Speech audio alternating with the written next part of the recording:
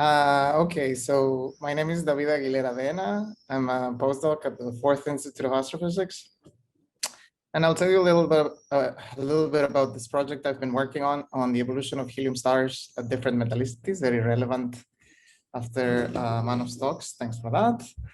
I want to start with a disclaimer that it was a bit difficult to prepare this talk because I had some unforeseen circumstances. So it's likely, I hope I don't go over time too much or say too much things that don't make too much sense. But anyway, I'll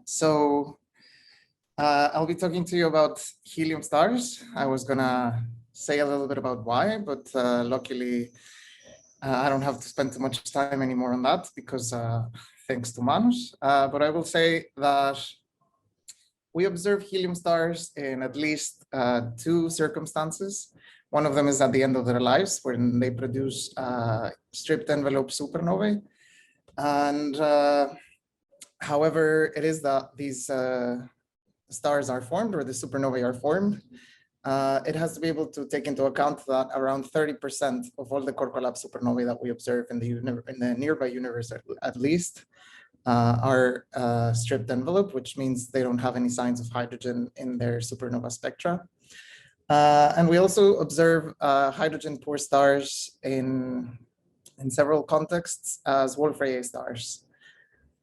A little bit of a note about the stripped envelope supernovae that we see is here you can see a cumulative fraction of some of these events. It's a small sample.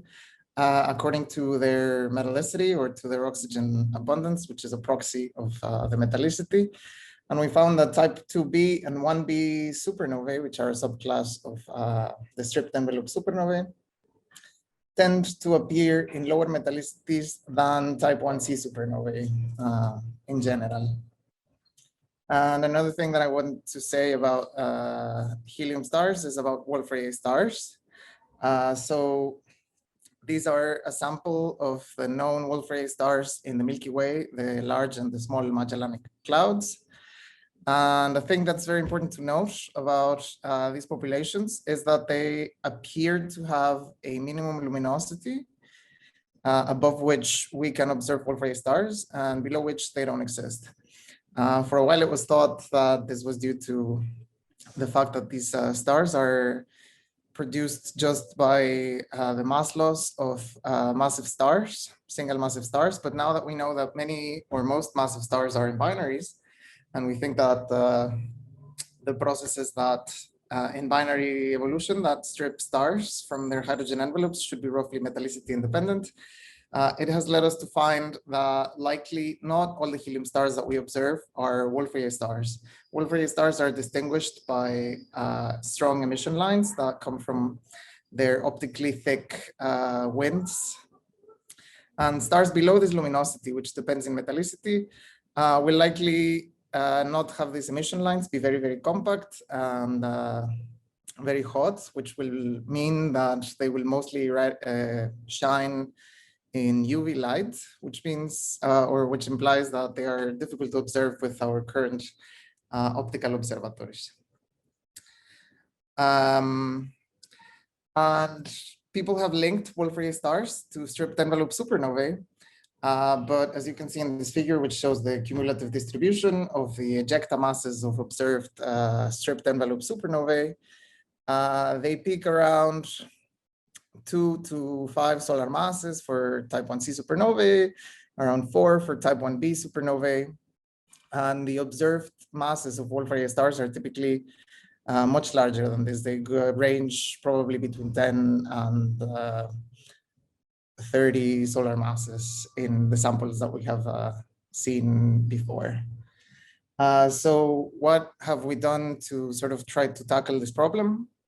Is we modeled helium stars as proxies for the evolution of stripped envelope stars. So that means however it is that they lost their hydrogen envelope, either through mass loss from single stars or from binary interactions like normal or stable mass transfer or common envelope events. We ignore all this and we just take models of single stars. We modeled a very large grid using MESA. from 2 to 70 solar masses, and in metallicities from 0.01, which roughly emulates the metallicity of the LMC, and up to very, very high metallicities in order to explore this parameter space that is neglected sometimes in the literature, and where we expected to see what would be the effect of metallicity to try to explain why type 1c supernovae are more common in higher metallicity.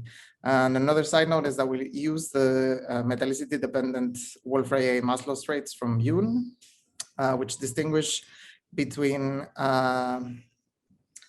helium stars that have a nitrogen-rich envelope and helium stars that show signs of carbon and oxygen, which then lose mass at a larger rate and would be observed as a different subclass of Wolf-Rayet stars known as WC stars. To analyze our results, we first came up with an analytical method to be able to distinguish whether or not these stars would be Wolf-Rayet stars. So what we did was take the optical depth at the surface of a Wolf-Rayet star, which depends on the mass loss rate and the opacity and several other quantities. And we combined this with the mass loss rates that we employed, which were derived empirically. And we were able to come up with this chart that depends on luminosity and metallicity, and which shows the optical depth of the surface.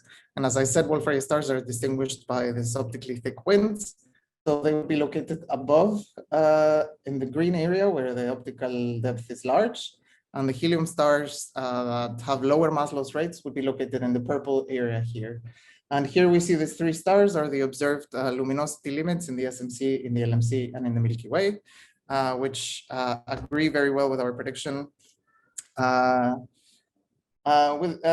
we, say that there might be some uncertainty to whatever this luminosity might actually be. The effect that mass loss has on these helium stars is that, so if we take this chart, which shows the initial to final mass relation, we see that they would all have started here at the line of no mass loss, and then after they have evolved, stars that evolve always as WN stars end up in this part with reduced masses, which depend, as you can see from the colors, on the metallicity.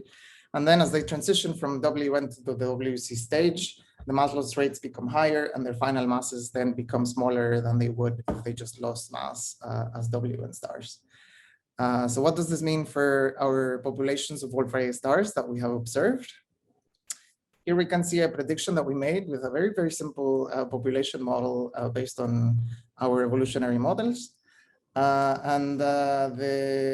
We're looking at the metallicity dependence on the number ratio of WC to WN stars. We see that they increase as a function of metallicity. Unfortunately, we didn't cover the metallicities where these parameters are very, very well constrained, but we see that they roughly agree with the ratio of this quantity in M33 and M31. But what is most important to learn about this is that the variation of this ratio as a function of metallicity is more affected by what we choose to be the minimum luminosity of Wolf-Rayet stars, rather than by the evolution of metallicity that gives rise to more WC stars existing in a given population. So we propose that this has to be taken into account in any kind of population analysis that wants to understand the numbers and the properties of Wolf-Rayet stars in their environments. And then another thing that we can look at, as I already kind of teased in the introduction, is which ones will produce supernovae and how will they look like. Here is a plot where I show the final masses of our models, and this parameter C2.5, which is called the compactness parameter. It's essentially a proxy of the binding energy of the core of the stars, and it gives us a rough estimate of whether they will explode or not. So stars with final masses below this line